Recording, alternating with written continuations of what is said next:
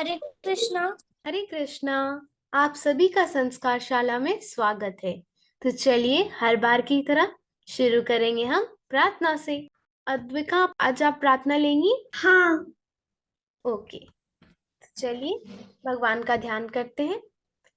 ए मालिक तेरे बंदे हम, ऐसे हो हमारे करम। ए मालिक तेरे बंदे हम, ऐसे हो हमारे करम। नेकी पर चले और बदी से टले, ताकि हंसते हुए निकले दम। नेकी पे चले और बदी से टले, ताकि हंसते हुए निकले दम। ये अंधेरा घना छा रहा, तेरा इंसान घबरा रहा। ये अंधेरा घना छा रहा, तेरा इंसान घबरा रहा।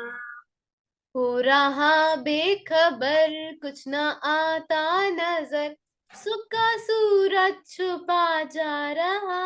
हो रहा बेखबर, कुछ न आता नजर, सुख का सूरज छुपा जा रहा है तेरी रोशनी में वो दम, जो अमावस को कर दे पूनम। है तेरी रोशनी में वो दम, जो अमावस को कर दे पूनम। ए मालिक तेरे बंदे हम, ऐसे हो हमारे करम। ए मालिक तेरे बंदे हम, ऐसे हो हमारे करम। नेकी पर चले और बदी से टले, ताकि हंसते हुए निकले दम।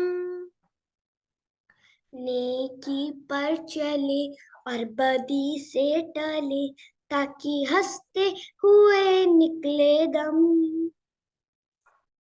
बहुत अच्छी प्रार्थना करी आपने।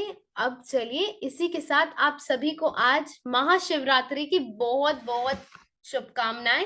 तो चलिए सबसे पहले अब हम महाशिवरात्रि पे ही कुछ चर्चा करते हैं। महाशिवरात्रि का महत्व क्या है उसके बारे में कुछ जानते हैं। पापा, आप हमारा मार्गदर्शन करिए। हाँ, तो जैसे हम लोगों ने पिछली कक्षा में बात करी थी, बच्चों को बताया था कि हिंदी में जो महीना होता है वो कैसे चलता है। एक महीने में दो पक्ष यानी दो फोर्टनाइट होती हैं। तो पहले कृष्ण पक्ष आता है, और जब अमावस्या आती है तो वो कृष्ण पक्ष खत्म हो जाता है, फिर शुक्ल पक्ष आता है, सेकंड फोर्टनाइट आती है, फिर पूर्णिमा आती है, फिर वो महीना पूरा हो जाता है। तो पहला पक्ष अभी चल रहा है कृष्ण पक्ष। तो कृष्ण पक्ष में चतुर्दशी तिथि को महाशिवरात्रि का, फाल्गुन मास में कृष्ण पक्ष में चतुर्दशी को महाशिवरात्रि का उत्सव मनाया जाता है। तो आज वो है महाशिवरात्रि का उत्सव, और ये सिर्फ भारत में नहीं, विश्व के दूसरे कई देशों में भी मनाया जाता है, जैसे कि बांग्लादेश, नेपाल।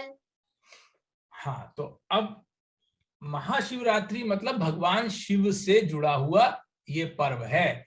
इस दिन भगवान शिव और पार्वती जी का विवाह हुआ था, और शिवरात्रि को बहुत सारे भक्त पूरी रात जागते हैं।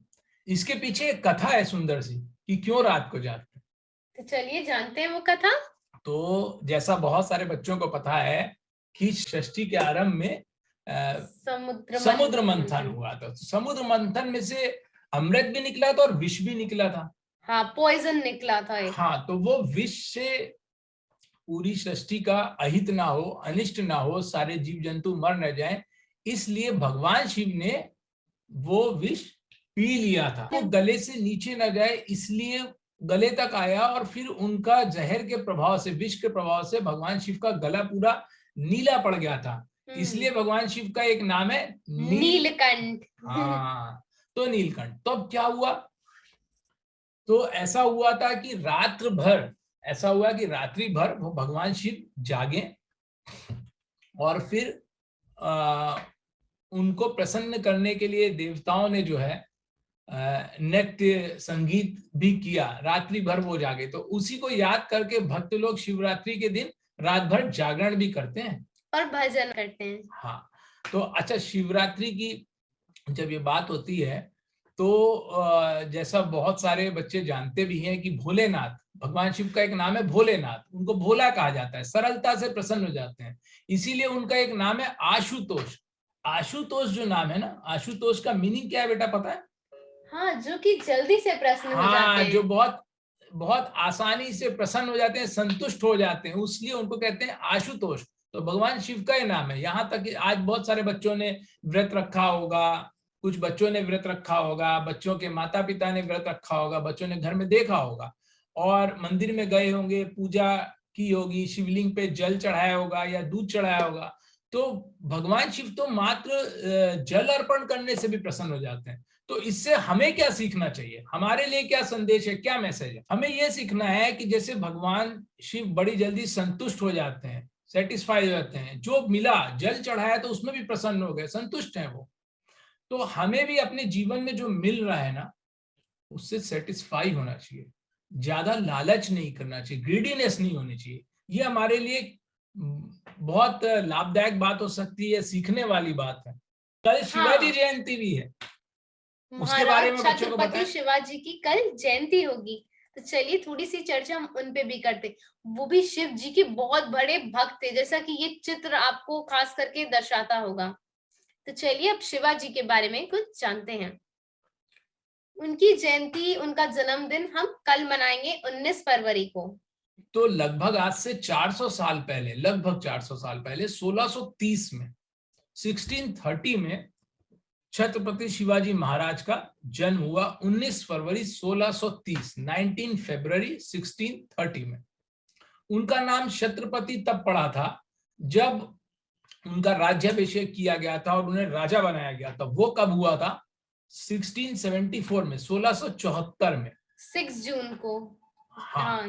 तो इन्होंने क्या काम किया था छत्रपति शिवाजी महाराज ने? इन्होंने स्थापना करी थी मराठा साम्राज्य की। उस समय देश के अधिकतर और हमारे देश के अधिकतर भाग पर मुगलों का शासन था, विशेष तौर पर उत्तर भारत में, नॉर्थ इंडिया में। और वो अपना राज्य, औरंगजेब जो था वो बड़ा ही आतताई अत्याचारी राजा था, उसका सामना किया शिवाजी महाराज ने और उन्होंने मराठा साम्राज्य की स्थापना करी। उन्होंने अपने जीवन में काफी प्रेरणा अपनी माता जीजाबाई से पाई थी, जिन्होंने अपने पुत्र के लिए काफी संघर्ष किए थे।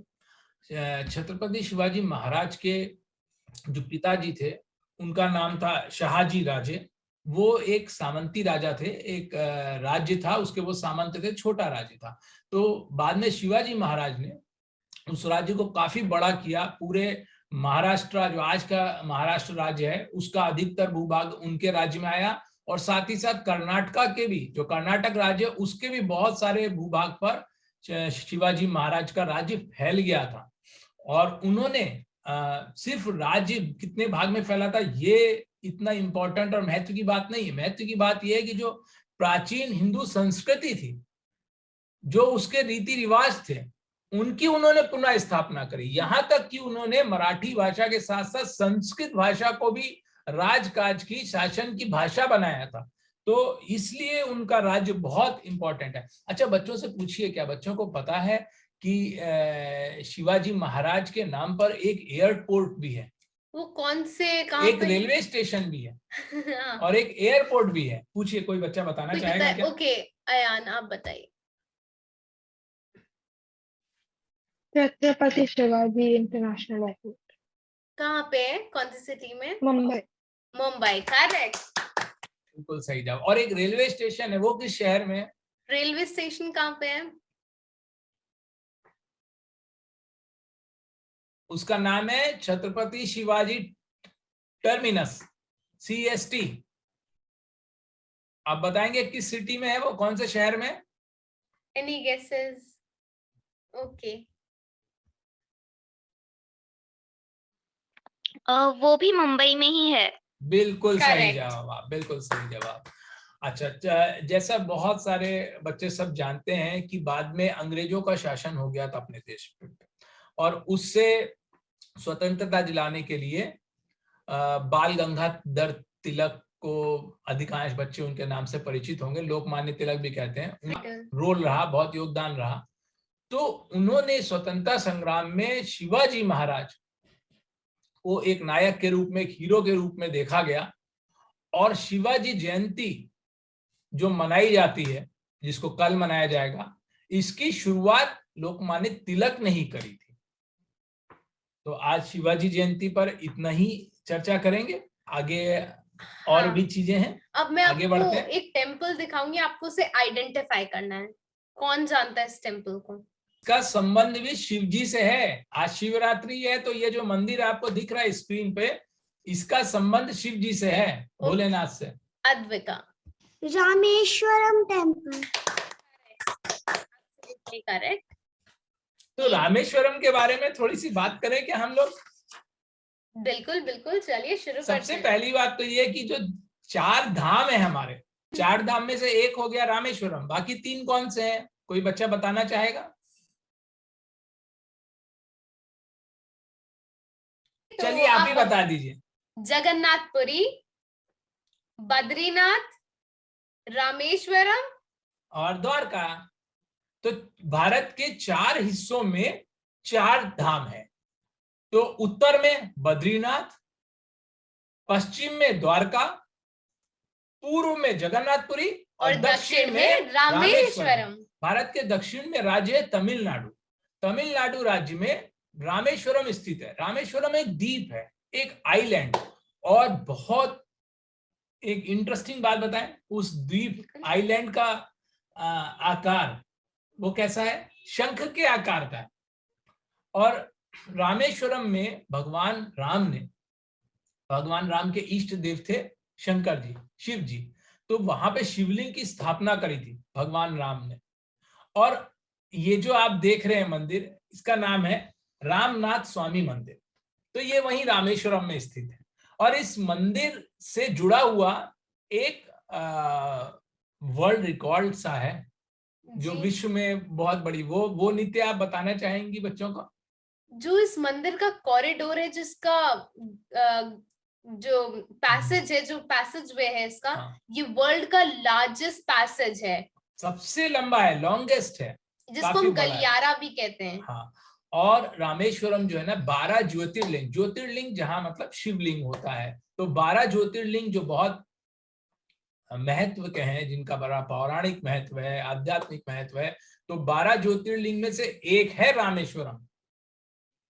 ऐसी विशेष तीर्थ है ये, ऐसा तीर्थ स्थान है जहां पे जाके सबको प्रसन्नता का अनुभव होगा।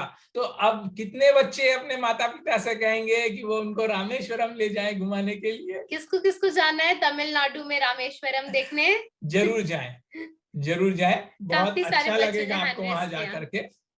तो अब रामेश्वरम पे हमें और चर्चा करनी है या हम आगे बढ़ें? आगे बढ़ते हैं, लेकिन एक चीज बता देते हैं, जैसे कि जो नॉर्थ इंडिया में, उत्तर भारत में रहने वाले लोगों के लिए काशी का बहुत महत्व है, इंपॉर्टेंस है, ऐसे ही साउथ इंडिया में, दक्षिण भारत में रहने वालों के लिए रामेश्वरम का बहुत महत्व। चलिए हम आगे चलते हैं। अब हम भगवत गीता के कुछ श्लोक देखेंगे, और ये श्लोक वही है जो हमने पिछली क्लास में चर्चा किए थे। अब इसमें हम थोड़ा और डिटेल से जानेंगे, क्योंकि जैसे पिछली क्लास की हमारी थीम थी, सब बच्चों को मालूम है कि हमारी क्लास की कोई ना कोई थीम रहती है। जैसे पहले हमारी क्लास की थीम थी मन की शक्ति, फिर थी अनुशासन, फिर थी नियम, है ना? तो ऐसे पिछली क्लास की थीम भी अच्छे बनो, और ये अच्छे बनो इतनी अच्छी थीम है कि इसको हम आज कंटिन्यू कर रहे हैं फिर से। तो अच्छे बनो के लिए हम सहारा लेंगे, आश्रय लेंगे भगवान की बताई हुई बातों को। देखिए, भगवान को तो सब बच्चे मानते हैं, सब बच्चे मानते हैं। इस क्लास में कोई भी ऐसा बच्चा नहीं होगा जो भगवान को नहीं मानता है। तो भगवान को मानना तो बहुत अच्छी बात है, लेकिन एक और अच्छी बात है, बहुत अच्छी बात है। वो क्या है? भगवान की बात को मानना, जो भगवान ने कहा है उन बातों को मानना। तो भगवान ने क्या कहा है, भगवान की कहना हमें कैसे पता चलेगा? भगवत गीता पढ़ने से। भगवत गीता है भगवान श्री कृष्ण की वाणी, जिसमें अर्जुन के माध्यम से उन्होंने हम सबको भी ज्ञान दिया है। तो भगवत गीता में 18 अध्याय हैं, हम लोग पहले भी चर्चा कर चुके हैं पहले की क्लास में। जो 16वां अध्याय 16th चैप्टर, उसका नाम है दैवासुर संपद विभाग योग, जिसमें भगवान ने डिवाइन क्वालिटीज के बारे में भी बताया है और डेमिनिक क्वालिटीज के बारे में भी बताया है, good qualities and bad qualities. तो इस चैप्टर के पहले 3 श्लोक में हमें पता चलता है दैवीय गुण क्या है जो हमें अपने भीतर लाने चाहिए, और आगे के श्लोकों में जिसकी हम चर्चा फ्यूचर क्लासेस में करेंगे उसमें आई है बैड क्वालिटीज जिससे हमको बचना चाहिए। तो पहले 3 श्लोक जो है उसमें जो दैवीय गुण की चर्चा है, इसमें नित्य आपको पता है कितनी क्वालिटीज के बारे में भगवान ने बताया है? यहाँ पे 26 क्वालिटीज का हाँ, वर्णन किया है। 26 इज राइट। तो ये 3 श्लोकों में भगवान ने 26 दैवीय गुण बताए हैं जो हमें प्रयास करना चाहिए कि हमारे भीतर आए। तो हम जल्दी से ये 3 श्लोक देखते हैं और फिर इसमें से कुछ गुड क्वालिटीज के ऊपर हमने लास्ट क्लास में चर्चा करी थी, कुछ पे हम आज करेंगे। तो चलिए हम इन श्लोकों को पहले पढ़ते हैं।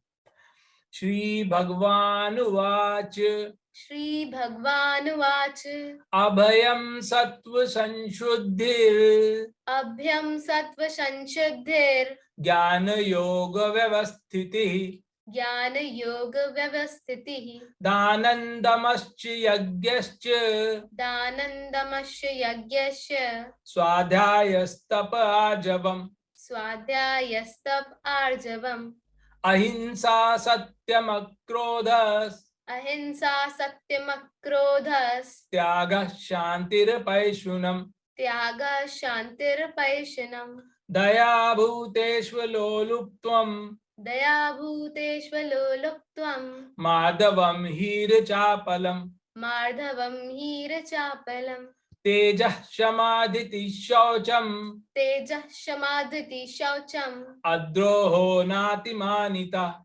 अद्रोहो नातिमानता, भवन्ति सम्पदं दैवीम्, भवन्ति सम्पदं दैवीम्, अभिजातस्य भारत। अभिजातस्य भारत। ये संस्कृत में 3 श्लोक आपने सुने। तो इसमें 26 गुण बताए हैं भगवान ने, उसमें से कुछ श्लोकों पे हम चर्चा करेंगे। तो भय का सर्वथा अभाव, इस पे हमने पिछली क्लास में चर्चा करी थी। सुंदर सा भजन भी सुना था। हाँ, कौन सा था वो भजन? हमारे साथ श्री रघुनाथ तो किस बात की चिंता, है ना। तो भगवान हमारे साथ कब होंगे? जब हम अच्छे कार्य करेंगे, है ना। तो हमें अच्छे कार्य करने हैं, अच्छे गुण अपने भीतर लाने हैं। उसमें हमने दूसरा देखिए गुण जो इसमें दिया है, अंतःकरण की अत्यंत शुद्धि। इस पे थोड़ी सी चर्चा हमने पिछली बार करी थी और थोड़ी सी हम आज और करते हैं। तो अंतःकरण का मतलब क्या होता है? मन और बुद्धि, ठीक है। बाह्यकरण क्या होते हैं? जो हमें दिखते हैं। हाथ, करण मतलब टूल्स, इक्विपमेंट, जिससे कुछ काम किया जा सकता है, जैसे उपकरण होते हैं। तो बाह्यकरण जैसे हाथ, पैर, मुंह आदि, और अंतःकरण जो अंदर है, भीतर है। तो हमारा मन, हमारी बुद्धि, ये सब अंतःकरण है। तो हमारा इसकी शुद्धि की बात हो रही है, मतलब इसको प्योर करने की बात हो रही है। तो हमारा मन प्योर होना चाहिए, हमारी बुद्धि प्योर होनी चाहिए, उसमें गलत विचार नहीं आने चाहिए, है ना। बैड जो चीजें हैं, जो बुरी चीजें हैं, वो हम ना सोचें, उनसे हमें बहुत दूर रहना है। हाँ, उनसे हमें दूर रहना है। जैसे झूठ नहीं बोलना है ना, किसी से झगड़ा नहीं करना है, लालच नहीं करना है, ये सब बुरी चीजें, इनसे हमको बचना है। अच्छी चीजें क्या है, सब बच्चे जानते हैं। तो इस तरह से हमको अपने को प्योर करना है। ये है अंतःकरण की अत्यंत शुद्धि। ज्ञान के लिए योग में दृढ़ स्थिति, इस पे हम थोड़ी सी बात करते हैं। तो ज्ञान के लिए योग में दृढ़ स्थिति, ज्ञान मतलब नॉलेज, योग मतलब, गीता में योग का मतलब है, देखिए, एक तो योग का मतलब होता है जुड़ना, भगवान से जुड़ना, है ना। दूसरा मतलब क्या है योग में? गीता में योग का अर्थ बताया गया समता। समता का मतलब नित्या समझती हैं जी, जब हम एक इक्विलिब्रियम सेट करते हैं, ना ही हम ज्यादा खुश हो जाते हैं, ना ही हम ज्यादा दुखी हो जाते हैं, हम अपने मेंटल स्टेट को बैलेंस करके रखते हैं। बिल्कुल सही। तो योग में दृढ़ स्थिति, दृढ़ स्थिति मतलब डिटर्मिनेशन। तो सक्सेस या फेल्योर कुछ भी हो, हम डिटरमिन्ड रहे। अगर हमें किसी चीज में हम फेल भी होते हैं ना, तो हम ये बात याद रखें कि failing is not bad, failing means trying, मतलब हम ट्राई कर रहे हैं, एफर्ट इज ऑन, आज नहीं तो कल हमको सफलता मिलेगी। डिटर्मिनेशन होना चाहिए हमें, तो दृढ़ स्थिति होनी चाहिए। जब डिटर्मिनेशन होगा, दृढ़ता पूर्वक हम प्रयास करेंगे, तो हमें नॉलेज भी मिलेगी, ज्ञान मिलेगा, ऐसा ज्ञान मिलेगा जो जीवन में हमको सही रास्ते पे ले जाएगा और हम सफल होंगे। चलिए, दान पे हमने पहले ही चर्चा करी थी पिछली क्लास में, और इंद्रियों का दमन यानी अपने सेंसेस पे कैसे कंट्रोल करना है, इस पे भी हमने पिछली बार चर्चा कर ली थी। यज्ञ और स्वाध्याय पे हम फ्यूचर क्लासेस में चर्चा करेंगे। आज हम एक बात करते हैं तप। देखिए, संस्कृत श्लोक में शब्द आया है स्वाध्यायस्तप आर्जवम। तो तप मतलब होता है, तप के लिए जो गीता में समझाया गया है, तप का अर्थ है अपने कर्तव्य पालन के लिए कष्ट सहना, यानी जो हमारी ड्यूटी है उसको अवश्य करना है। उस ड्यूटी को पूरा करने के लिए अगर हमको कुछ कठिनाइयों का सामना करना पड़ रहा है तो हमें करना है, उसे हाँ। सहना पड़ेगा। नित्य, इस पे आप बच्चों के एंगल से कुछ बताना चाहेंगी? जैसे अभी एग्जाम्स आने वाले हैं बच्चों हाँ, मार्च अप्रैल का टाइम आ गया है, हम सबके एग्जाम्स आने वाले हैं। उसके लिए अब जब हम एग्जाम्स की तैयारी करेंगे, हमें कुछ चीजों को छोड़ना पड़ेगा। जैसे अगर हम टीवी ज्यादा देखते हैं तो हमें टीवी देखना बंद करना पड़ेगा, टीवी का टाइम कम करना पड़ेगा, मोबाइल कम चलाना पड़ेगा, मोबाइल से दूर रहेंगे। तो इन सारी चीजों का हम त्याग करें, हम अपनी पढ़ाई में ज्यादा टाइम देंगे। तो हमें ये जो कष्ट होएगा ना, अरे यार मैं टीवी नहीं देख पाई आज, तो हमें इसको सहना पड़ेगा। हमें अपने आप को मजबूत करना पड़ेगा, ताकि हमारी ड्यूटी क्या है? एज ए स्टूडेंट हम सबको पढ़ना है, पूरी मेहनत से पढ़ना है, एग्जाम्स की अच्छी से तैयारी करनी है। उसके लिए जो भी रास्ते में मुश्किल आएगी, हमें उसको सहना पड़ेगा और हमें अपनी ड्यूटी अच्छे से करनी है। तो ये तप के लिए अपने ऊपर कंट्रोल चाहिए, अपने मन के ऊपर कंट्रोल करना पड़ेगा। नॉलेज के लिए हमें डिटर्मिनेशन चाहिए, उसके लिए भी मन को कंट्रोल करना पड़ेगा, है ना। और अपने मन को प्योर करने के लिए, मतलब ये मन बहुत इंपॉर्टेंट चीज है, हमें अपने मन पे तो कंट्रोल करना ही पड़ेगा। तो मन पे कंट्रोल करना है नित्या, कैसे करना है? इसको समझने के लिए हम मन पे कैसे कंट्रोल करें, एक प्यारा सा गीत सुनते हैं। अगर आपको आवाज आएगी तो आप थम्स अप करके मुझे बताइएगा।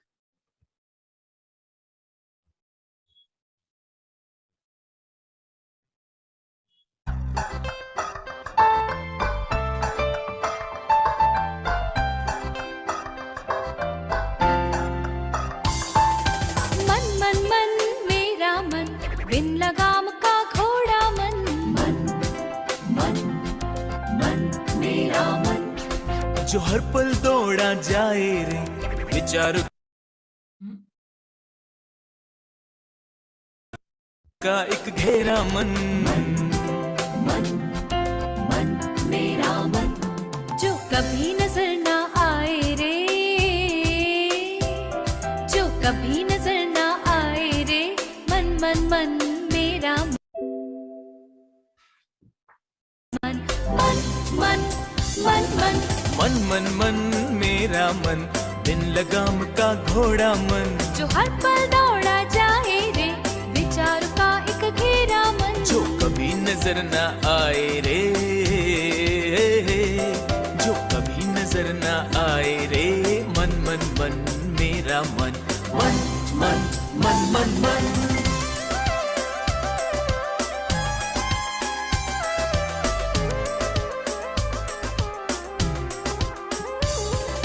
मन का पेट कभी ना भरता, मन तो बस लेने को मरता, मन का पेट कभी ना भरता, मन तो बस लेने को मरता, मन की चोटी रखो हाथ, अरे मन की चोटी रखो हाथ, मन बन जाए सबका नाथ, मन चाहे आकाश ले जाए,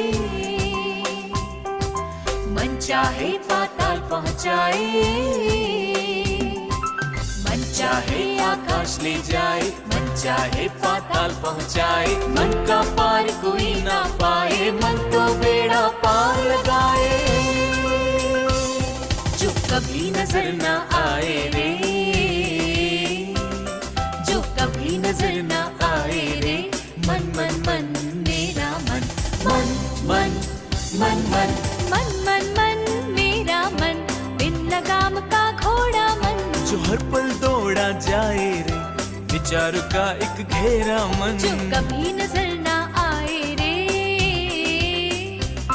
जो कभी नजर ना आए रे, मन मन मन मन मन मन मन जिद्दी है और बलवान। मन एकाग्र तो बनो महान। मन को वश में रखो भाई, मन बन जाए सदा सहाई। मन जिद्दी है और बलवान, मन एकाग्र तो बनो महान। मन को वश में रखो भाई, मन बन जाए सदा सहाय। मन मन मन मन मन मन मेरा मन, मेरा मन। मन मन मन मन मन मन मेरा मन, मेरा मन। मन मन मन मन मन मन मेरा मन। मेरा मन। कितना सुंदर गीत सुना हमने। अब हमें अपने मन को एकाग्र रखना होगा ताकि हमेशा हमारा साथ दे। इसको एकदम हमें अब कंट्रोल में रखना है मन को। तो चलिए कुछ और क्वालिटीज पे हम चर्चा करते हैं। ये है दूसरा श्लोक। तो अब हम चर्चा करेंगे सत्य भाषण पर। हमें हमेशा सत्य बोलना चाहिए, कुछ भी हो जाए। ये जो मन है ना, हमने देखा ना कितना पावरफुल है, ये हम लोगों को भटका देता है। ये कितना भी बोलेगा झूठ बोलने में क्या जा रहा है, नहीं, हमें कभी भी झूठ नहीं बोलना है, कुछ भी हो जाए, है ना पापा? क्या हमें झूठ बोलना चाहिए कभी भी? नहीं, अगर हमारा झूठ बोल के थोड़ा फायदा भी होता है ना, तो वो फायदा हमें नहीं लेना चाहिए, क्योंकि वो टेम्परेरी गेन है, शॉर्ट टर्म है। वो शॉर्ट टर्म का फायदा है, शॉर्ट टर्म में बेनिफिट हो सकता है, लेकिन लॉन्ग टर्म में झूठ बोल के हमेशा नुकसान होगा, हमारी गलत आदतें पड़ जाएंगी। तो आपको कभी झूठ नहीं बोलना है। अब आप ही देख लीजिए, अगर आप सच बोलेंगे तो आप पूरा दिन सच बोल के निकाल लेंगे, आपको भले ही कुछ परेशानियां आएंगी। लेकिन अगर आप झूठ बोलने की कोशिश करेंगे ना, अगर आप हर चीज का एक दिन सोचिए कि आप पूरे दिन झूठ बोलने की कोशिश करेंगे, आप बोल नहीं पाएंगे। आपको भूख लगेगी, मम्मा पूछेगी भूख लगी है, खाना चाहिए, आप कहोगे नहीं, आप बोल पाओगे क्या? तब झूठ, खाना तो मिलेगा ही नहीं फिर आपको। तो आप ट्राई करना, कभी भी आप पूरे दिन झूठ नहीं बोल पाओगे। ऐसा क्यों है पता है? क्योंकि झूठ बोलना हमारा नेचुरल बिहेवियर नहीं है। This is not natural for us to lie, but speaking truth is natural behaviour. हमारे लिए सच बोलना जो है ना, वो बहुत स्वाभाविक है, नेचुरल है, इसलिए उसमें हमको प्रॉब्लम नहीं होती। और झूठ बोलने में तो हम फंस भी जाते हैं।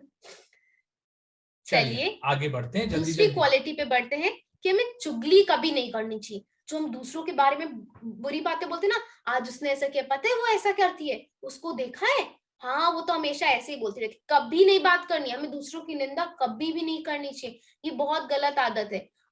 मम्मी देखा था आज उसने तो ब्लू ड्रेस पहनी थी, अच्छा उसने मुझे चॉकलेट भी नहीं दी, वो है ही गंदी। ये सारी बातें हमें कभी नहीं करनी है। हमें लोगों के बारे में बुरा बोलने से हमेशा खुद को रोकना होगा। आगे बढ़ते हैं। नहीं, इसमें हाँ। एक और नुकसान है। जब आप किसी की बुराई करते हो, उसके बारे में बैड माउथिंग करते हैं ना, तो उसकी जो निगेटिव क्वालिटीज हैं उसको अट्रैक्ट करते हैं, वो निगेटिव क्वालिटीज हमारे भीतर आती हैं।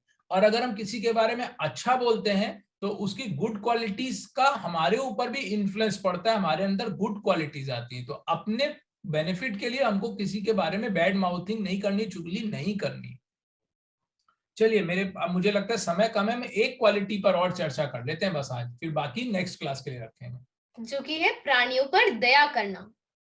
हाँ, हमें सबके ऊपर दया करनी चाहिए, सभी प्राणियों पे, दूसरे मनुष्यों पे भी करनी चाहिए और जीव जंतुओं पे भी करनी चाहिए। कभी कभी खेल खेल में अपने मजे के लिए हम किसी दूसरे पशु को मार देते हैं, चलते चलते किसी डॉग को पत्थर मार दिया, कोई पेड़ की टहनी तोड़ दी। बच्चों को मालूम होगा ना पेड़ में भी जान होती है, तो पेड़ को तोड़ दिया, किसी दूसरे जानवर को मार दिया, या कोई दूसरा मनुष्य है वो तकलीफ में है और हमारे लिए पॉसिबल है उसकी हेल्प करना, फिर भी हम हेल्प नहीं कर रहे हैं, तो ये अच्छी बात नहीं। हमें सबके ऊपर दया करनी है, हमें काइंड हार्टेड होना ही होना है। ये एक डिवाइन क्वालिटी है। भगवान कह रहे हैं कि ये दैवीय संपदा को प्राप्त हुए मनुष्य के लक्षण है, ये सिम्टम्स हैं, ये क्वालिटीज हैं उस व्यक्ति के जिसके अंदर डिवाइन क्वालिटीज है। तो हमें अपने भीतर ये लानी ही लानी है, मस्ट है, जरूर लानी है। हमें हर किसी के लिए दया भाव अपने मन में रखना चाहिए, भले ही वो व्यक्ति दोबारा पलट के हमारी मदद ना कर सके, हमें उसमें अपना कोई लालच नहीं रखना चाहिए। हाँ, हमें सबकी हेल्प करनी चाहिए, हमारा हेल्पिंग नेचर होना ही चाहिए। इसके ऊपर एक छोटी सी स्टोरी देखें क्या जल्दी से? चलिए तुरंत देखते हैं। तो स्टोरी का टाइटल है इंजीनियर बना sweeper. So this is part 1। तो चलिए सुनते हैं। 1। तो चलिए सुनते हैं। दूर देश की बात है, एक लड़का राजू अपने माता पिता के साथ रहता था। उसके पिता एक डेली वेज वर्कर थे और उसकी माँ एक हाउसवाइफ। राजू 12th पास था। उसका हमेशा से सपना था कि वो एक इंजीनियर बने और अपनी और अपने माता पिता की जिंदगी संवारे। लेकिन उसके घर में इतने पैसे नहीं थे कि वो अपने आगे की पढ़ाई पूरी कर सकें। एक दिन जब राजू अखबार पढ़ रहा था तो उसने उसमें छपा हुआ पाया कि मंत्री जी बच्चों की हायर एजुकेशन के लिए उन्हें स्कॉलरशिप दे रहे थे, जिससे रिलेटेड इंफॉर्मेशन भी छपी हुई थी। होना क्या था, राजू लग गया पढ़ाई में। अगले ही दिन उसको स्कॉलरशिप की परीक्षा के लिए जाना था, तो उसने पूरे दिन मेहनत से पढ़ाई करी। अगले ही दिन निकल गया एग्जामिनेशन हॉल के लिए। एग्जाम 9 AM पे शुरू होने वाला था, तो राजू घर से 8 o'clock पे निकल गया था। राजू ने रास्ते में सड़क के दूसरी पार एक बच्चे को खेलते हुए देखा। राजू ने उस पर ज्यादा ध्यान नहीं दिया, लेकिन अगले ही सेकंड वो बच्चा गायब हो गया। राजू को आश्चर्य सा लगा। सड़क के दूसरे पार जाके देखा तो वो बच्चा मैन होल में गिर गया था। वो बहुत ही परेशान था, रो रहा था और निकलने की कोशिश कर रहा था। राजू ने ऊपर से प्रयास किया कि वो उसको दिलासा दे सके, लेकिन बच्चे ने रोना कम ही नहीं किया। 9:15 हो चुका था तब तक। राजू जल्दी ही पास में एक सीढ़ी या रस्सी ढूंढने लगा। तभी उसको एक दुकान के बाहर एक सीढ़ी पड़ी हुई दिखी। उसने दुकान वाले से सीढ़ी मांग ली। वो सीढ़ी लेके आया और उसे मैनहोल के अंदर डाला और उस बच्चे से कहा कि वो ऊपर आ जाए। बच्चे ने बहुत प्रयास किया मगर वो ऊपर नहीं आ पा रहा था। तो राजू ने फैसला लिया कि वो खुद मैनहोल में जाएगा और बच्चे को लेके आएगा। मैनहोल गहरा था, लेकिन राजू ने हिम्मत नहीं छोड़ी और अंदर गया और बच्चे को बचा के लेके आया। बच्चा सहम गया था। राजू उसे दिलासा दे रहा था कि उतनी ही देर में वहाँ मीडिया भी पहुंच गई थी। हेडलाइन बनने में देर नहीं लगी। राजू ने बचाई एक जान। नहीं, दूसरी ओर गवर्नमेंट पे उठे सवाल, क्यों खुला था ये मैनहोल। जल्दी ही उस बच्चे के माता पिता भी वहाँ पहुंच गए और राजू का बहुत शुक्रिया किया। लेकिन तब तक 9:30 बज चुका था। राजू वहाँ से तुरंत भागा एग्जामिनेशन हॉल की तरफ। उसने जल्दी से स्कॉलरशिप फॉर्म भरा और एग्जाम देने अंदर पहुंचा। लेकिन तब तक तो 9:55 बज चुका था। राजू 55 मिनट लेट था। इन्विजिलेटर ने उसे अंदर आने से रोका और कहा कि वो एग्जाम नहीं दे सकता, वो लेट हो गया है। आगे की कहानी देखने के लिए पार्ट 2 का इंतजार जरूर करें। क्या राजू एग्जाम दे पाएगा? क्या वो एक इंजीनियर बन पाएगा? ये सब देखने के लिए पार्ट 2। तो पार्ट 2 आपको अगली क्लासेस में दिखाया जाएगा। तो अब जल्दी से हम बढ़ेंगे Q&A की तरफ और शगुन ने अपना हैंड रेस कर रखा है, तो सबसे पहले उन्हें अनम्यूट करते हैं। मैम वो सहाई का मतलब क्या होता है? ओके, सहाई। ओके, कहाँ कहाँ पे आया है? आप मुझे पॉइंट आउट करके बता सकते हो? वो आपने मुझे सॉन्ग दिखाया था वो। ओके, मन बनेगा आपका सदा सहाई। जब आप मन को कंट्रोल में रखोगे, उसे एकाग्र रखोगे, तो सहाय का मतलब होता है जो आपका साथ दे, हेल्पफुल हुए। सहाय मतलब someone helps you. Okay okay, thank you so much asking this question, क्योंकि कई और बच्चों को भी हो सकता है वर्ड नहीं समझ में आया होगा। आपकी वजह से बाकियों को भी ये इन्फॉर्मेशन मिल गई। हम जल्दी से सिचुएशन रिएक्शन टेस्ट पे बढ़ते हैं। तो पिछली बार का सिचुएशन रिएक्शन टेस्ट था कि आपके बेस्ट फ्रेंड को कुछ लोग परेशान कर रहे होते हैं, तो आप उस पर क्या करते? तो काफी सारे बच्चों के बड़े प्यारे प्यारे आंसर्स आए हैं। जैसे कि पार्थ हम कहते हैं कि I will tell them to go away and I will beat them. तो अगर आप खुद से मदद कर सकते हैं एट दैट इमीडिएटली पॉइंट, तो आप करें अपनी दोस्त की मदद खुद से। नहीं तो जैसे कि आप किसी और को बुला सकते हैं, जो भी आपके आसपास बड़े लोग हैं, आप उनको संपर्क कर सकते हैं। जैसे कि आदित्य कह रहे if they are doing them bad touch then I will call people and tell them about that. Advika ने भी कहा I will call an elder person. तो आप किसी ना किसी और को मदद के लिए बुलाएंगे अगर आप उस समय खुद से मदद नहीं कर सकते हैं, या फिर अगर आपके हाथ में वो चीज है, अगर आपको लगता है you can help your friend out, तो आप उसमें स्टेप इन करेंगे एंड यू विल हेल्प। क्योंकि आप सबने ये बहुत अच्छा आंसर दिया कि आपने एक स्टैंड हुए उस बच्चे के लिए जिसको परेशान किया जा रहा है। एक इंफॉर्मेशन भी है मेरे पास आप लोगों के लिए। आप सभी को पहले तो मैं बेस्ट विशेस देना चाहूंगी, क्योंकि हम सबके ही एग्जाम्स आ रहे हैं, काफी बच्चों के एग्जाम्स आ रहे हैं, इवन मेरे एग्जाम्स भी आ रहे हैं। तो फ्यूचर में हमारी 2 वीक की क्लासेस नहीं हो पाएंगी, तो हम मिलेंगे अब मार्च में, मार्च के सैटरडे पे हम मिलेंगे। ग्रुप में हाँ, अगर ग्रुप में आपके पास क्विजेस एंड एक्टिविटीज आती रहेंगी, हम लोग आपको अपडेट करते रहेंगे, आपके लिए फन पजल्स वगैरह सब कुछ आएगा। कुछ भी पूछना कुछ भी आप क्वेरीज हो तो आप ग्रुप एडमिन के नंबर पे मैसेज कर सकते हैं। और अभी कुछ करना चाहे तो और 1 मिनट बचा हाँ, अभी हमारे पास 1 मिनट है, अगर कोई भी खुद को अनम्यूट करना चाहता है, कुछ भी बोलना चाहता है, सो ले सकते हैं हम। अगर किसी का कोई सजेशन हो, कोई फीडबैक हो, कैसे हम इम्प्रूव करें, या किसी का कोई क्वेश्चन हो, कुछ समझ नहीं आया हो। ओके, अद्विका। आपको ना 7 मॉन्यूमेंट्स पे भी एक टॉपिक। हाँ, मॉन्यूमेंट्स पे हमने डिस्कशन किया था ना अपनी पिछली क्लास में, डिफरेंट टाइप्स के।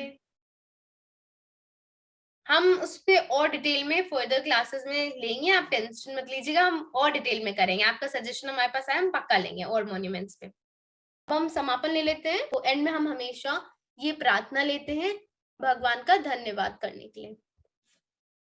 तो आप सब अपनी जगह पे इसे बोल सकते हैं मेरे साथ। नाम संकीर्तनम यस्य सर्व पाप प्रणाशनम प्रणामो दक्षम नस्ताम नमामि हरिम परम। इसका अर्थ होता है, जिन भगवान का नाम संकीर्तन सभी पापों का नाश करने वाला है और प्रणाम दुख नाशक है, उन परमेश्वर को मैं नमन करता हूँ। हरे कृष्णा।